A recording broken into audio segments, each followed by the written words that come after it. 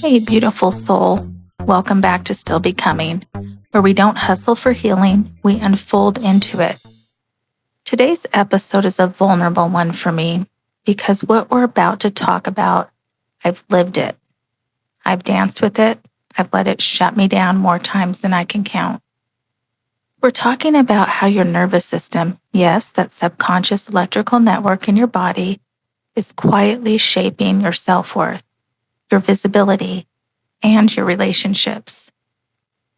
Now, I want to start by saying this. This isn't a flaw. This isn't you being weak. This is your biology doing what it was designed to do, which is protect you. But what happens when that protection becomes a prison? So let's break it down. Imagine walking into a room lit with those fancy dimmable lights. At first, it was warm and inviting, but over time, someone slowly turns the knob down a little more and a little more until you're sitting in a room that feels comfortable, but just a little too dark. That's what happens to us emotionally and energetically over time.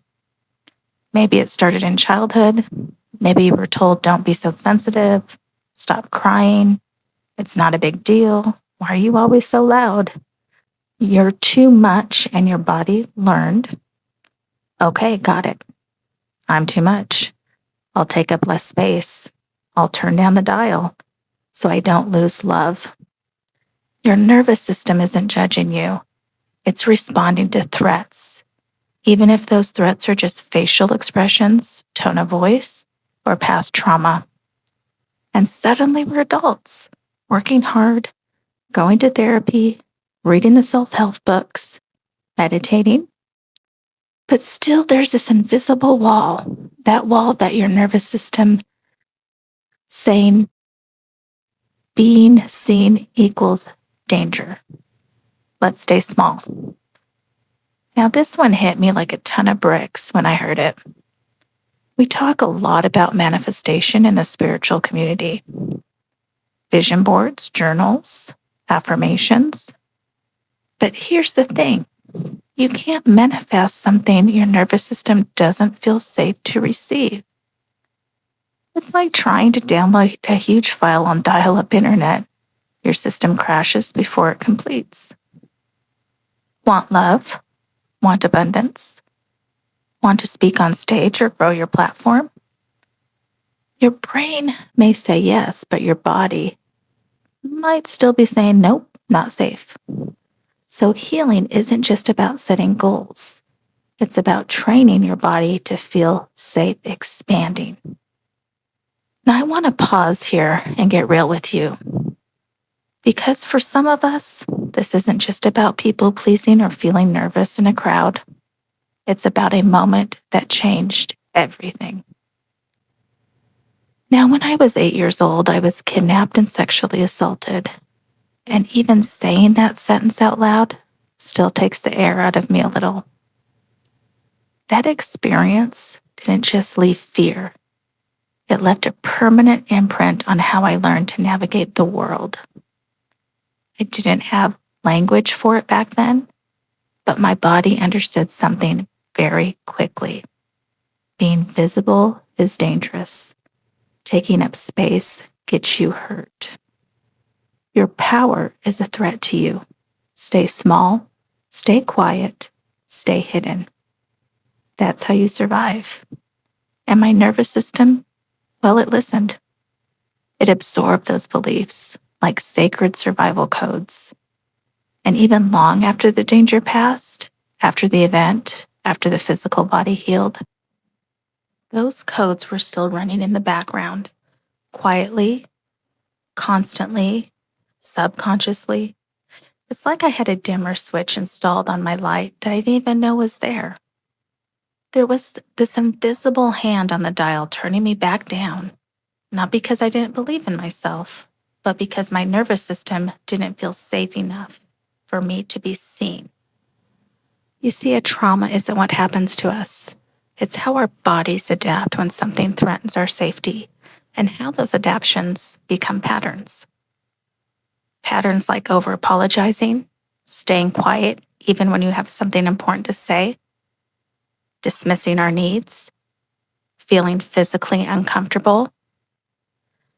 Not personality traits, not flaws, just the nervous system doing what it thought would keep you alive. The work I do now through this podcast, through healing, through speaking up, it's not about pretending that trauma didn't happen. It's about gently rewiring those beliefs. It's about teaching my body, yes, what happened was real, but it's not happening now. It's safe to come out of the hiding. It's safe to shine again because your nervous system doesn't respond to logic. It responds to evidence.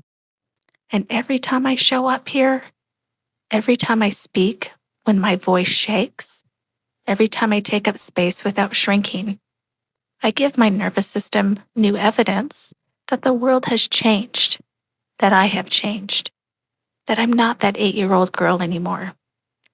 And I don't have to live in fear anymore. Let your body experience what safe to shine actually feels like.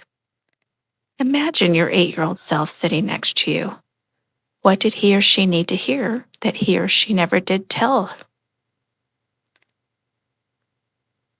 Now you don't have to shrink. You're allowed to glow. I've got you. Find spaces like this podcast, hint, hint, where it's okay to be raw, where you don't need to package yourself up to be palatable. So here's a truth I want to plant deep in your heart today. The world doesn't need another perfectly filtered version of you. It needs the unedited, unshaken, unapologetic you. Yes, your nervous system might need time.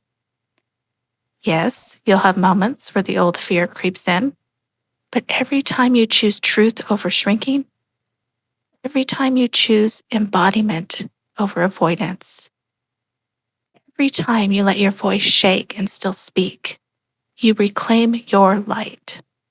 One brave, messy, and magnificent moment at a time. You don't have to roar.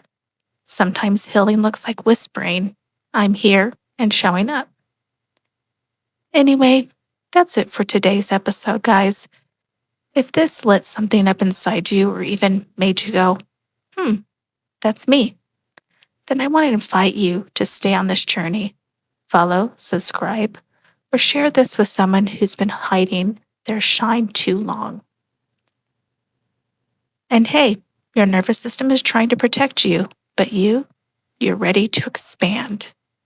Until next time, stay soft, stay strong, and never apologize for your light. You're not too much. You are just taught to be less. Let's unlearn that together. Sending you lots of love. See you next time.